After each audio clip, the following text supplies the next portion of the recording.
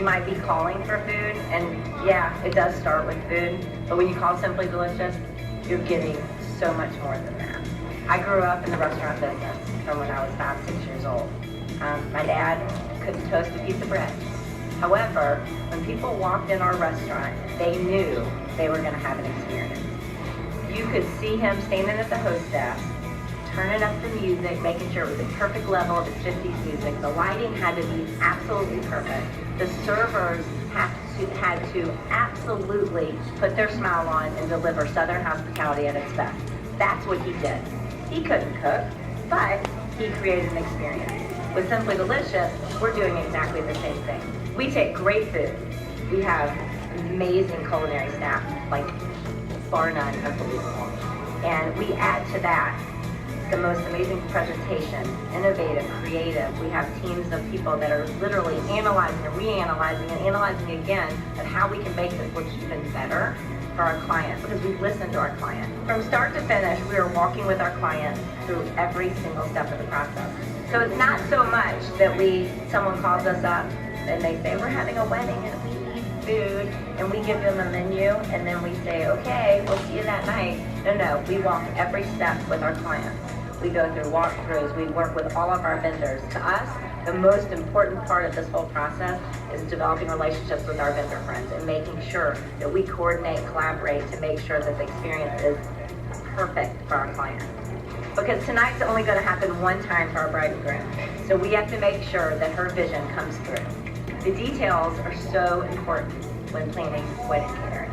It's one of those things that, as the caterer, we have to think about how every food item that we're presenting connects with the bigger picture. How does it connect with the venue and where it's going to be located? How does it connect with the flowers, and do we need flowers on the passing trays? And so it's really important for us to take those things into consideration so that we can make the whole experience perfect. So it's not just like we're coming and we're bringing food, but we're coming and we are ready. We have planning meetings and planning meetings after planning meetings. And we're obsessing over the details to make sure that this event is exactly what the bride is expecting.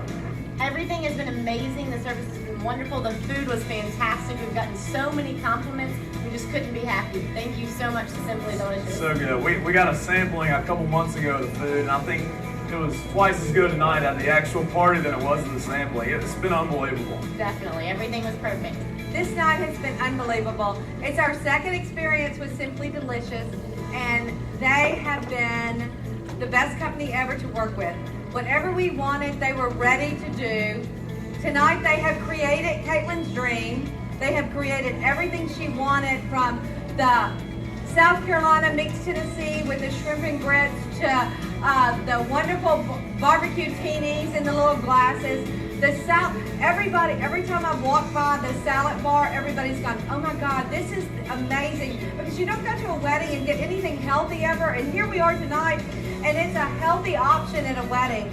The Italian station has been wonderful. And then all the little desserts coming out and all of the appetizers that were passed, we cannot thank them enough. To work with them 2 years in a row and have them do like totally different stuff, but the food just be the same quality and the same just experience that you get, and to work with these group of women because they put their heart and soul in it. I think there's more, but Okay. Class, this is Yolanda Wood. She's head of catering for Simply Delicious. Simply Delicious is Corky's, so you can tell them all about it, and she's looking for workers too. yeah, definitely. Hey guys, I am Yolanda Woods. I'm the general manager of Simply Delicious and the director of catering for Corky's. I know that everybody's probably very familiar with Corky's, particularly if you've spent any time here in Memphis. Just a little bit about Corky's. Corky's was founded in 1984 by Don Peltz, and he had some previous restaurant experience with a restaurant called The Public Eye in Overton Square. After the closing of that, he started looking at some different concepts, and he decided that he wanted to have a barbecue restaurant, but not like a barbecue restaurant where people go in and everyone's in t-shirts and everything. He wanted a place where you could bring your family for dinner. And it had like white tablecloths and real silverware and servers and bow ties and just like big smiles and everything. And he was obsessed with drive-thrus. So he wanted a barbecue joint that had a drive-thru in it. So that's how the restaurant on Poplar was built. It was built with one of the first drive-thrus. And that was like his favorite place. And he worked the drive-thru for years and years and years, up until probably about 10 years ago. Our director of operations, Don Sunbury, and his son-in-law, Andy, were literally in the kitchen on Poplar Avenue, you know, most days, you know, looking at the operation there. So from Corky's, you know, we started opening some restaurants. We have one in Cordova, one in Collierville. We opened one last year in Olive Branch, and we have some franchises around the country also. We also package and ship Corky's products right here in Memphis. We have a packing facility. It has a USDA office in it, and we package and ship our products here from Memphis, kind of all around the world.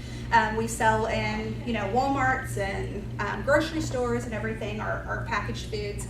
And we also package and ship products for other companies. So like last year, we helped Frost Bake Shop. I'm sure you're familiar with Frost Bake Shop. They have like amazing cakes and cookies and everything. They now make the majority of the ready-to-eat foods for Williams-Sonoma's, and we package and ship them from here, from Memphis, from our facility. And there's lots of other brands that we're trying to reach also.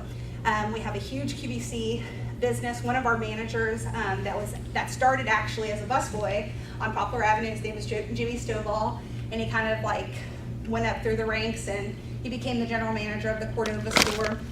And he had this idea that he wanted to sell Corky's barbecue on QVC. And so Don said, well, let's do it. Well, you figure it out, Jimmy, you figure it out, and you could be the QVC guy. So, you know, about 15 years later, and, you know, millions of ribs sold and pork sandwiches sold over QVC. And now Jimmy's like the QVC guy, and he heads up our, we call it the primetime packing division of our packaging facility. And you know, we do everything from Corky's barbecue to pastries and all kinds of other stuff on QVC. So it's a little bit more than just Corky's, the restaurant that everybody sees. And we just keep growing and growing and growing. We're also going into, over the next 10 years, our goal is to be in 20 Krogers that open around the Southeast. So we're out at Farmington now. When Union opens, there'll be a Corky's and that. And then there's a few more on the books here for 2017 in Memphis. But then we'll also be in Alabama and Nashville and stuff like that. So our reach is growing a little bit. So it's really nice to see a Memphis, you know, kind of institution kind of reaching more than just Memphis. Our restaurants, you know, everybody likes to do barbecue catering, so we did an incredible amount of catering through our restaurants over the years, and we were at like all the Ole Miss games. We ran concessions down there. We would do tons of catering at the Memphis Zoo, like company picnics and stuff like that. So anywhere from like 500 people to 5,000 people, 10,000 people, 20,000 people. And we started building kind of like a fleet of trucks and a warehouse of chafing dishes and spoons and tongs and everything. And through our relationship with the Memphis Zoo, we got the idea that we might need to expand our catering business because the director of catering at the zoo, his name is Tim, and he's been there forever.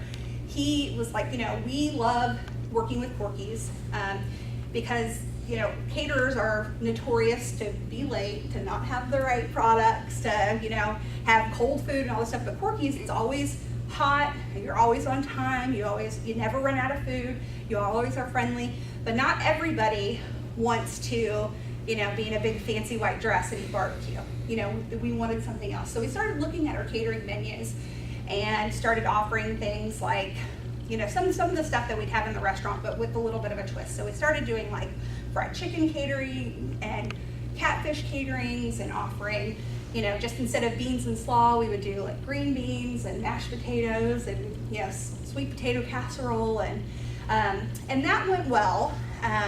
But then it was really just kind of time to branch out. So the brand Simply Delicious was born. It was, we started November 11th, 2011, so not that long ago, like 5 years ago. And we opened a really beautiful like storefront over at Poplar 240. It's where the Nothing But Cakes building is now. It's like between Starbucks and Olive Garden over there.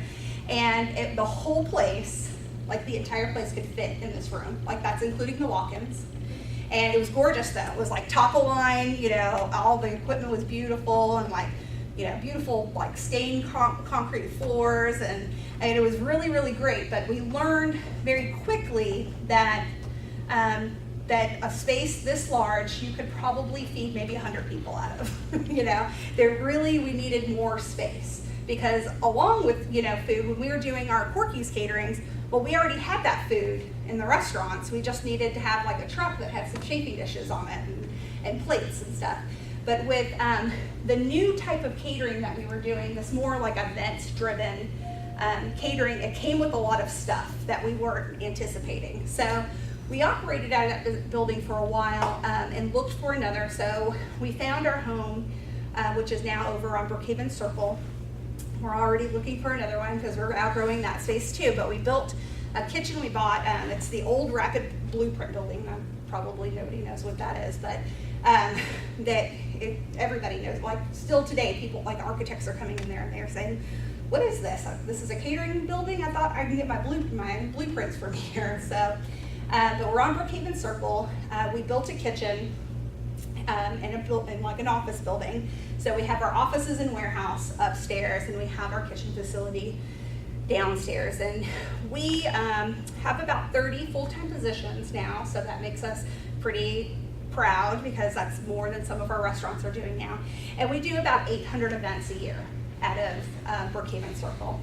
So Corky's does catering out of their restaurants also, but we try to make those caterings very like community minded. So, you know, if it's something that's happening in Cordova, we make sure that the restaurant from Cordova services that catering. We do at Brookhaven Circle, our Simply Delicious and Corky's full service catering, we focus on the large scale events. So if it's anything under like 250 people, the restaurants generally do those caterings, and we do all the stuff that is more. So we do like all the, you know, if AutoZone does a family night at Casino and they bring all 10,000 of their employees and their families, you know, we feed them. If most weddings, like if it's a Corky's type wedding, we do those because it's an event. It's not just, there's a difference between catering a lunch or a dinner and catering an event. And the more and more we started learning about this full service catering, we started to break it up into kind of three categories, and that's wedding caterings, corporate caterings, and then home or social caterings.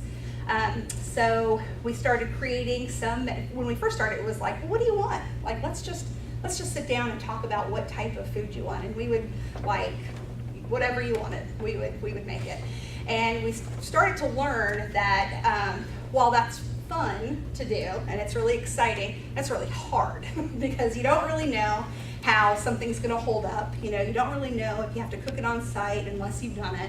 A lot of catering and this like kind of events stuff, you kind of don't know what you can or cannot do until you try it. You know, and kind of the skill involved of it is how do you work with the results sometimes when you're on site, you know. A lot of times we go into facilities that have no kitchen, they have no running water, they may not provide you electricity, and we're just going in there and setting up a mobile kitchen and doing it. Like the video that I showed you, the columns, that's a wedding for 500 people. There's no kitchen. There is water in the sinks in the bathrooms. There's no refrigeration. So every piece of food, we had to keep food safe. We had to make sure it was assembled on site and assembled, you know, according to, you know, health code guidelines. And obviously the result was great, and they loved us. They used us for 2 weddings, kind of back to back. They were both like 500-person weddings, and and it was in the same place. They had their one daughter's wedding there, and then the next year they had their other daughter's wedding there, but it was a completely different experience. So we always start with food, but we're more focused at Simply Delicious on the experience that our clients and their guests are having. We can really, I mean, it is literally, I don't even bat an eye if somebody says, well, I've got a catering for 5,000 people and I want pork, chicken, beans, slaw, buns and sauce.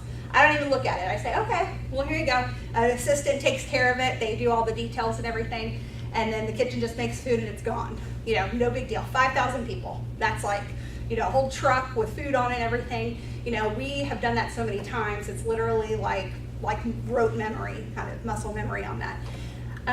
For a 500 person catering event, like Simply, we call it Simply Style, there's a lot that goes into it.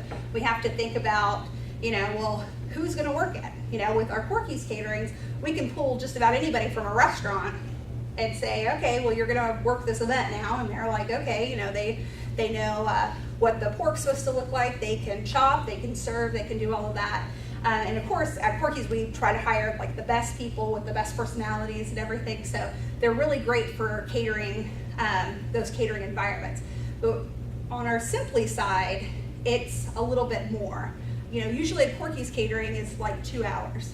You know, it's usually 3 hours from the time we get there to the time we leave. It's about 3 hours. Simply, you know, that wedding there, we got there the day before. You know, we set up equipment on Friday. We set up our plating areas and, you know, brung in some refrigeration and stuff like that. So it is a massive undertaking to do some of the events that we do at Simply Delicious, and we're learning how to do them better and better each day.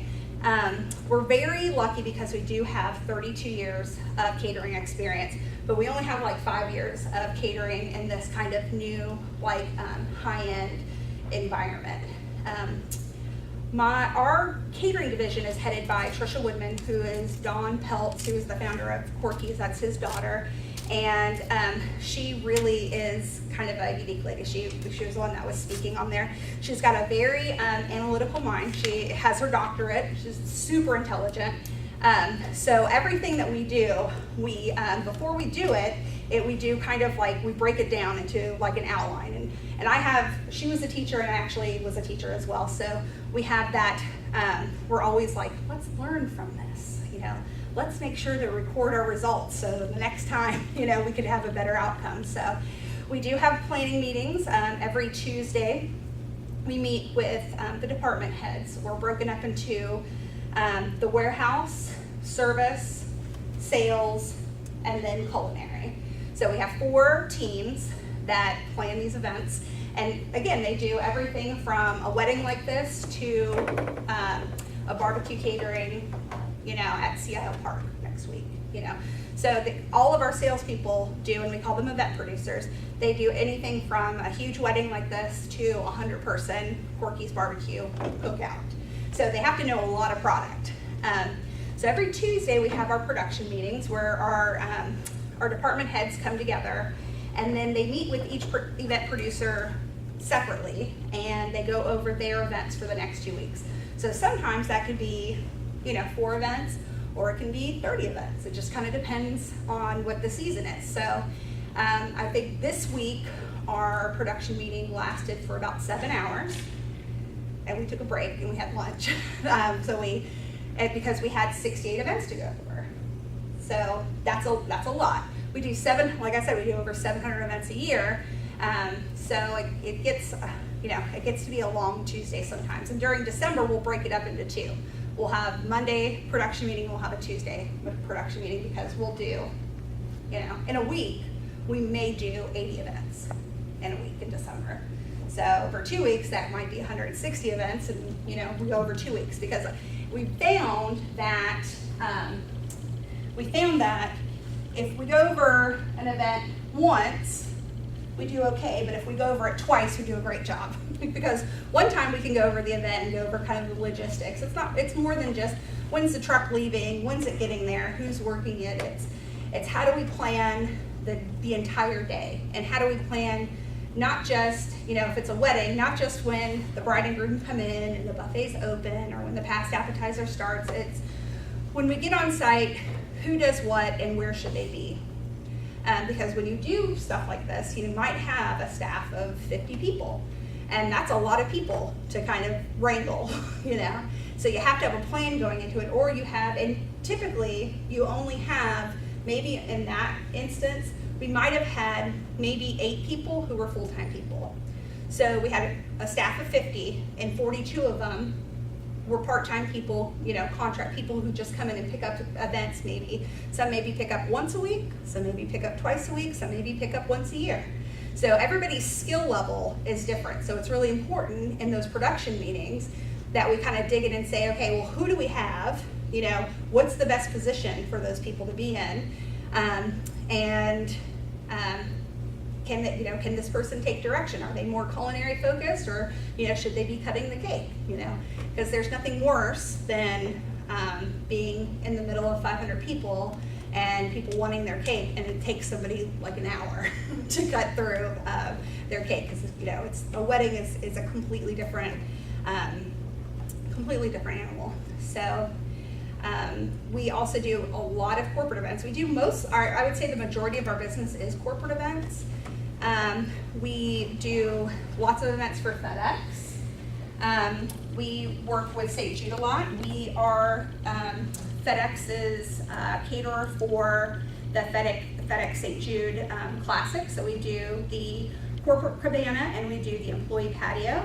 I'm going to show you some pictures here that we just did this really awesome event. It was a plated dinner at the hangar at FedEx. So you can see there's like a plane in the background. So we had White Door, who's an events company, come in, and this was also in July. So this is like July 23rd. It's like 100 degrees outside, and hangars aren't air conditioned, right? They're like on the runway.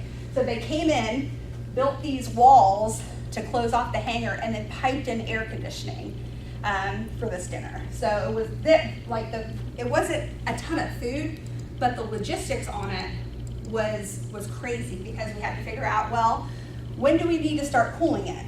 How big is the space? Oh, I don't know. I never thought about anything like that before we started doing events. I mean, it was really fun, but again, it was like, what are we doing? You know, we're gonna have this plated dinner on the runway out at the airport, and it ended up being just a gorgeous event. We work with a lot of wonderful event people. Let's see, I need some more pictures of that, because it's really, there we go. So that's another vantage point. So when the guests are eating, they're like right here, you know, and they have a great view of these planes. This was for actually a network. This is a corporate event. It was a networking event for FedEx, where they were entertaining some corporate clients. Great picture here.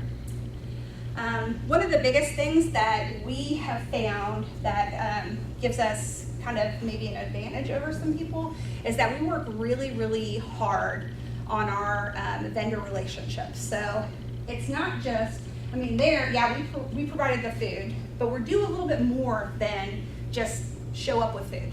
We work with the client, we work with the other vendors, because, I mean, we don't do floral, you know, we don't provide the linens, we don't provide, you know, we didn't build that, you know, awesome guitar table for them to sit down at, but we work with a lot of great vendors who do. So on this event, we worked with Holidays Flowers and Events for the floral, and we worked with White Door Events for the rentals of, we've got ghost chairs there, linens, again, we had to work with another company to do the air conditioning and the lighting. So it's a lot of people, bringing people together. And the thing about catering is, when you're at an event, you know, the people that the clients actually see, the clients and their guests, are the catering staff. We're the people that have people there, you know. When the florist comes or the cake person comes, they come and they drop their stuff and then they leave. But we're there the whole event with them. So our staff needs to be familiar with all of it. They need to know if a chair breaks or a linen soiled or the cake is falling over. You know, they need to know who to call. So we do a lot with our event leads to make sure that they are very well versed on who who to call in a crisis. You know, a lot of events are really just like crisis management. And I will say that I've done on-premise catering, so like an environment like this where you're in a hotel, you know, you do catering and banquet service. Off-premise catering is hard. I mean, it's hard in this environment, but it's really hard when you have to take everything out of where you prepared it, load it onto a truck, drive it somewhere, unload it, and then prepare it again. So, and you gotta think, you know, just that wedding that I showed you, they had thousands of pieces of food. We had thousands of pieces of appetizers, thousands of appetizers. And I think that wedding at the Collins, we had, you know, 3 trucks. We had 1 truck for equipment, 1 truck for food, and we had 1 truck that was just for beverages, because those people are, that wedding was in August, so those people were thirsty. I mean, just the amount of ice. Yeah. Sorry, how much was the wedding for the catering? How much did you charge? Well, it depends. I would say that, that's a really, you know, I don't want to tell what that one is. But I would say that our normal high-end wedding, all in with just food and service, is about $70 a person. But I would say the average wedding in Memphis, just average, is probably about $3,000 a person, or it's $3,000, like, you know. So you're looking at like about $15 a person all in. So that's really not a whole lot of money if you think about it. I mean, when's the last time, you know, you went to a restaurant and ate for $15 with tip, right? That's really not a lot. So that's a challenge also. That's a challenge. You said 3,000 for everything.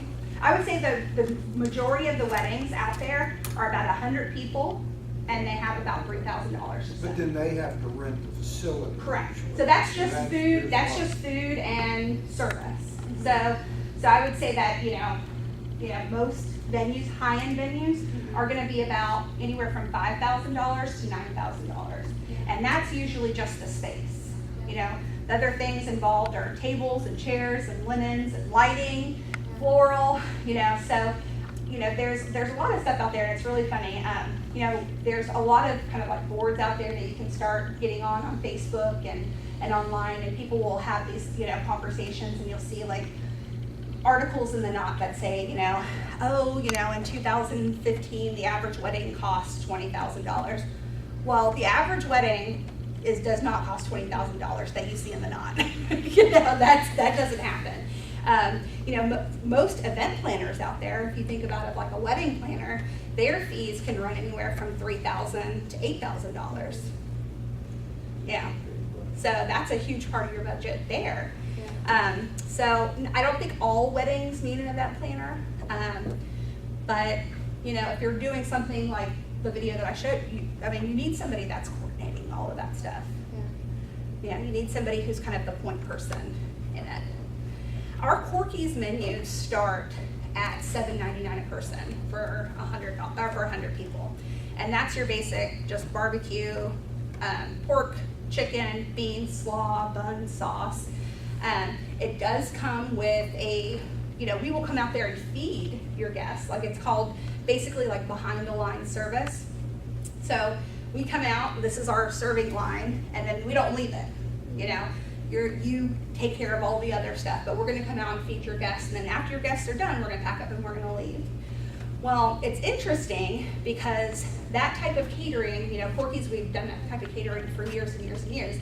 And in Memphis, we're very well known for it. And a lot of people use us, and it's great. And we have competitors out there. You know, Central Barbecue is our competitor, Commissary is our competitor. But we all talk. You know, we all are, you know, friendly with one another. And I actually had a conversation with the events, the catering manager from the Commissary a couple weeks ago. And she specifically called to say, what is going on with these venues? You know, these venues are asking more and more and more from us, because it used to be we could literally just come in with our food, serve, and leave. And now all these, you know, there's a lot of venues that are opening that, you know, they expect the caterer to stay there till the end of the event. They expect the caterer to clean up everything, and now that's written into their contract. So a lot of, you know, places like us, like Corky's, Commissary and stuff, we we were anticipating those things when we were doing our pricing. So it's been fortunate for us, because we started the Simply Delicious business when we did, that we started anticipating those things. So one of the first things that we ask our clients when they call is this a wedding? You know, because we know that a wedding is different, again, than feeding people. So we started coming up with Corky's Catering wedding menus, and that incorporates some additional labor, so that way we can take care of the venue, because it's just important to take care of the venue as it does to take care of the client, because the venues are referring us, you know, and there's a lot of places out there that have, you know, preferred vendors, and sometimes they have exclusive caterers places. So, so it would be a shame if the Columns didn't want us to cater there anymore, because that's a large portion of our business. So we have to make sure that we take care of their staff just as well as we take care of our paying customer staff too, because they have a lot of power over us, basically. You know, they could say they don't want us to cater there, and so that really, there isn't a whole heck of a lot of places in Memphis to have inside, you know, over 250 people. And the Columns is one of those places. And actually, we were just talking about before class that the out at Shelby Farms, they just opened another one. So there's really like 5 places in Memphis where you can get 250 people inside and bring in your own caterer. And so that's a huge area of opportunity. That's my next thing. I really want to buy, you know, a venue that we can have a big venue. So, well, that is really a little bit about me. I'm going to go ahead and let you guys ask some questions. Anybody? So you personally, do you go to the events as well to help run them, or are you more of like the planning and you send another manager or something? Well, what we do is we have, like I said, a lot of events here. So I'm the general manager of Simply Delicious. So again, I have the 4 departments that are under me. So I do have a service manager, and she is responsible for staffing, for really, you know, attracting and retaining talent. That's really her position. Under her, she has event leads. She has about 12 event leads under her. So the event leads, they, for all intents and purposes, they can go and run an event. I do ask for our event producers, who are our salespeople, to go to certain events. They don't have to go to all of them, but they have to go to some of them. They have to go to a wedding, because a wedding is a whole different kind of animal. They have to go to any event that's over 200 people, and they have to go to any corporate event that's a new client. Because one of the things, it's hard enough to get the food all out, to get it all set up and to be great. So that's what our event leads are really there for. They're there to kind of do the, they are there to manage the event. The event producer is there to manage the client. Because it's not like I can come out there 4 or 5 hours before some events. I mean, usually, I would say 99% of our events, you leave 3 or 4 hours before the event. You leave the shop with your food. You get there, you might have an hour, you know, drive time. You got a half an hour to 45 minutes to unload, and then you've got about 45 minutes to set up. So if a client's there engaging the event lead, who's managing? You know, they're just, and again, I'm saying that probably 90% of the people on site, they don't work with us regularly. They're kind of on-call staff. So they may not be great at setting up. I mean, we do have things, we do have like diagrams and stuff like that. So it's really great when you have people who do work with us regularly and they're like, oh, I can set up a barbecue TV station, no problem. And they set it up and it's, you know, it's done. But the event leads really have a hard job. So I encourage the event producers or the salespeople to go to those events, because they really need to engage the client and make sure that the client is taken care of. And then the event lead can really make sure that the food and the experience is taken care of. How did you get started in the catering business? Well, that's a funny story. I went to University of Memphis, Go Tigers. And I kind of, I'm originally from California. I went to UCLA, and I was there for a year. And I didn't like living in LA. It was so different than San Diego. And I wasn't just like in San Diego. I was like in like Imperial Beach, which is like a very like small little beach community. So LA was very weird to me, and I really didn't enjoy it. So I didn't want to go home, and my sister was actually moving from Las Vegas to here because her husband got a job at the casinos, and she was like, just move to Memphis, you know. So I moved here, and I started going to school, and that was right around the time that all the Starbucks were opening, so I got a job at Starbucks, and I dropped out of school, and I started working at Starbucks, and I was going to be a Starbucks manager, and it was awesome, and I loved it. And I did well, and I kind of moved up with Starbucks and stuff. And then I was about 24, and I was like, you know what, I really need to finish my degree. So I went ahead and dropped down to part-time and went and finished my degree. And I went to school to be a teacher, and then I started teaching, and I wasn't really excited about being a teacher. And so I said, well, maybe I'll just go and I'll go back and I'll get my master's degree. So when I was getting my master's degree, I started serving and bartending. So I didn't a lot of people start serving and bartending when they're 18 or so, but I'm 26 at this point. And I was like, well, I'll get a job serving and bartending so I can finish my degree. And so, anybody familiar with the Tower Room, the Tower Center? It's in East Memphis. It's right behind our building now. Well, it used to be like an old, was it a country club? It was a country club, and now it's it was a private restaurant, and they did banquets and stuff like that, and that was kind of my first kind of involvement in an event. And I was like, well, this is kind of neat, it's like, we have this restaurant, and then, and kind of, in the course of 24 hours, we completely transform it into something else. And I thought that was really kind of special. And so I went ahead and I graduated, and a chef that I knew was the chef for Simply Delicious. And I knew I wasn't going to teach, and I knew I wasn't going to be a server for the rest of my life. So I called Trisha.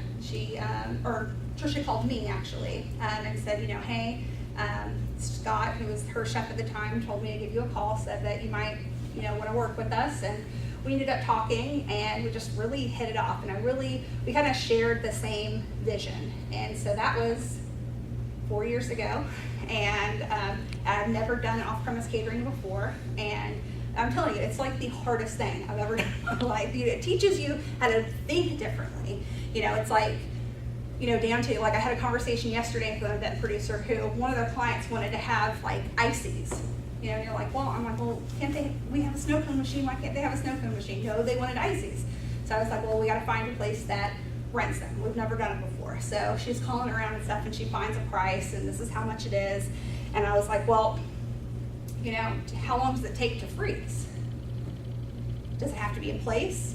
These are the things that now I think before, and she is too, thinking, well, I run an icy machine, no big deal. I fill it with the liquid, but I'm like, well, how long does it take to freeze? How much fluid do you have to put in? How much does it yield? All this stuff. And she's like, I wouldn't even think to ask those things. I'm like, well, I wouldn't have thought to ask those things 5 years ago either. But now, whenever we do anything that we haven't done off of our menu, I really sit there and think, how do I execute this again with no electricity, no water, and no air conditioning? I have to think about those things, and that's something that it really forces you to kind of think bigger than you would. And that's really, it's the hardest part about it, but it's also, to me, it's the most exciting part about it, because we get to do these really crazy, wacky things, that you would never think of. I mean, who would think about having a big fancy plated dinner, right next on the runway, in the middle of July when it's 1,000 degrees outside. So that's happening. So if you're preparing food for 2,000, how do you prepare it? Is it in a restaurant? Is it in sort of a big kitchen? I don't know. Our catering facility, it's on Brookhaven Circle. It depends on what it is. So if it's a large like barbecue catering. We all, like I was telling you, have that packaging facility. Well, in that packaging facility, they have 10 pits, 10 barbecue pits in there, and they're just, you know, I think they could cook, I think each pit holds 72 shoulders, so we can cook 700 shoulders at once. So 700 shoulders, every shoulder feeds about 25 people, so that's a lot of food right there, yeah? So they will cook our proteins for us. So I have to call Joel, who's the director of operations, and say, hey Joel, you know, I need to order these from you and stuff, and then he packages them for me and then delivers them to me. So I pay for them, he gives me an invoice, you know, I pay for not only the product, you know, like the raw product, but I pay for the time for his worker to do it, I pay for his electricities to make it go and everything, but we're keeping it all in the same business. So it's still cheaper than if I were to go buy it somewhere So else. that's still Corky's then? That's still Corky's. So for one of our Simply Delicious caterings, there's a couple of different ways. So, and this is also just kind of trial and error, you know. Well, you know, we have a rotisserie that we cook pork on at our catering facility too. And a rotisserie is basically a big oven, right? So I've cooked prime rib on our rotisserie. We just get in there and pressure wash it, don't put any wood in it. It's an oven. So I can cook 72 prime ribs all at once, you know, and it was delicious. I mean, I was like, what? You know, how are we gonna cook all this prime rib for this 500-person catering? And I was like, well, that's an oven. We also cook protein on there. So if it's a roast, if it's chicken, I can cook a lot of protein at once on that pit. I can also heat up like sides and stuff like that. So things go in either to ovens or onto the rotisserie, and then they're held in warmers. And then while those are being held, then we're cooking other sides and stuff. And then when we're doing menu planning, we honestly think about how when we have some set menus, so you don't have to think about that stuff. But when we're doing like a custom menu, we have to think about how we're going to prepare all this food. So like I said, when we first started, it was like, oh, whatever you want, we can do it. Now there's a little bit more to it. Like, can we actually produce this? What else is going on at the same time? And how do we organize our kitchen so that we can cook all this food? So, and the restaurant on Pop, so we're on Brookhaven Circle, and then the Corky's on Poplar is very close. So and then they have 4 rotisseries there. So I have to call the general manager there and like kind of get in with their cooking cycle and say, you know, I've got, you know, 60 pans of au gratin potatoes I need to load onto one of your pits. So I need to send somebody over there to pressure wash his pit and get all the smoke smell out of it so I can cook these au gratin potatoes. And it's a lot of organizing. So to answer your question, yes, it's cooked everywhere a lot of times.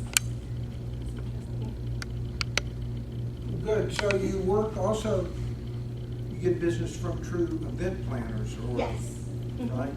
Yeah, so what's one of the things that we are involved, Corky's Catering is involved in a lot of organizations. We're involved in the ICA, which is the International Catering Association. We're actually a member of another organization called the LCA, which is Leading Caterers of America, which is an invitation only kind of like think tank of caterers. We were invited to be a part, and there's like an extensive like vetting, like we had to like give them financial statements and stuff like that, because it's again, catering is hard. You know, doing catering well is harder. You know, a lot of people can, you know, do catering out of their kitchen, but it might not be great. So this organization called LCA was created out of CaterSource, which is like a conference and catering kind of organization. So we learn a lot from our LCA members. So we share ideas, and it's not like there's another LCA member here in Memphis. I think the closest one to us is Nashville. So the whole purpose of the organization is for us to share ideas with one another. And if somebody was here in Memphis, I don't know if I would be as free to share my ideas with somebody here. So we've learned a lot from them. And one thing is, in some of the larger markets, there's not the event planning like it is here in Memphis doesn't really exist like that. A lot of the the event companies, they do that stuff in-house. So here in Memphis, we have a lot of event planners. We have a lot of wedding planners and slash event planners. I think that the industry in Memphis is starting to move a little bit more. I think that we as a company is moving it a little bit farther because we do more than your normal caterer. So a lot of people are like, you know, well, will you plan our event? And so we're kind of teetering on having event planners in-house right now. We actually, one of our event producers, like salespeople, her name is Gracie Leathers, and she was an event planner. And she actually worked with her, and we were like, you know, just come work with us, just come work with us. You're doing the same stuff, you just have to sell food too. You know, so she started working with us back in April, and she loves it. And so what we would like to do is maybe, you know, work with some more event planners and maybe bring them on board and have them be event producers for us. It's kind of a touchy situation because a lot of those event planners refer business, and I don't want them to feel threatened by us. But I really think it's the next kind of logical step for maybe like businesses, like catering businesses like ours. And there's a couple of other, Wade & Company, he has a design company, he's another caterer here in Memphis. Paradox Catering, they do design also. So I think a lot of catering is going that way because, again, like I said, kind of at the beginning of my presentation, when you go to an event, the caterers are the only ones there, usually. You know, all of the other people have gone, so the client really looks to the caterer to really take care of that whole event for them. So we're pretty much doing it anyway. We should offer the service. Really for us, it's more of maintaining those relationships with those event planners so that way they'll refer business to us because they're the ones that are doing, when I'm talking about, you know, those wedding budgets and stuff like that, and when event planners are, you know, they're charging between $3,000 and $8,000, well, they're the ones that are bringing those $1 million weddings in. You know, those are the weddings that we want to be a part of. So we have to manage those relationships, and it is kind of a touchy subject. So I think over the next, you know, 3 or 5 years or so, it'll go a little bit, we'll start moving in the direction that like maybe New York and Atlanta and Dallas and some of those places where there's more in-house event planners than there are kind of independent event planners.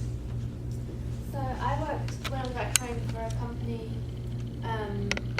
who was like a pop-up bar. Mm-hmm. So they would go to festivals, events or whatever, and they just prop up their own bar or whatever. But I saw there was a big flaw with the staff because they did have to go to recruiting companies. So for you, do you recruit with just sort of like a waiters company? They just provide you service, or do you have your own? I know that you said that you take some from the restaurant, but if you're having big events, is it better for you to have your own sort of roster that you can pick from? Well, we do have, we're lucky because we do have like 500 employees here in Memphis, so we do pull from some of the restaurants. But like there's a day like on October 15th, we have a need for 250 workers on October. Because obviously they're working in the restaurant. Exactly. As well, so yeah. Exactly. And working at Corky's Catering and working a super high-end wedding, it's two different skills. You know, I'm not saying that person that goes out on a Corky's Catering can never develop into one of those people, but they're usually two different people. So we do have like a call list that we have. So if anybody's interested, I mentioned October 15th. Yeah, we're always needing help. So it's one of those things where we do have a call list and has about 150 people on it. And then we have like a scheduling program called Hot Schedules that we go and we post shifts out on. And so like when we post a shift, you get an alert to your phone that says, hey, we've posted shifts, log on, pick up a shift kind of thing. And so most of our workers, I mean the majority of our workers, this might be their second or third or fourth job sometimes.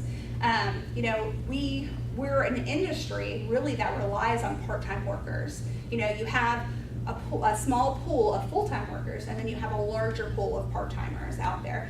So we want to, we want to be competitive. You know, it's like we're competitive with other companies in that we try to retain the best talent. So we pay a little bit more than other caterers do and other event companies do. We offer more training. And then the sheer amount of events that we do offers more of an opportunity to work, because that's the one thing that that you'll lose people over, is if they never have the opportunity to work, then they're going to go find work somewhere else. So what our best practice to do is when one of our event producers books something, so they might book something, Gracie might book something today for June, she goes out and posts it right now. So in October, they see it. Oh, there's work out there in June. So that's one of the ways that we've been able to retain some of those people. Yeah. But like I'm in a situation for the 15th where it's just like we're tapped, you know. All of our restaurants are busy, everybody's doing When is catering. this? Huh? The When? 15th.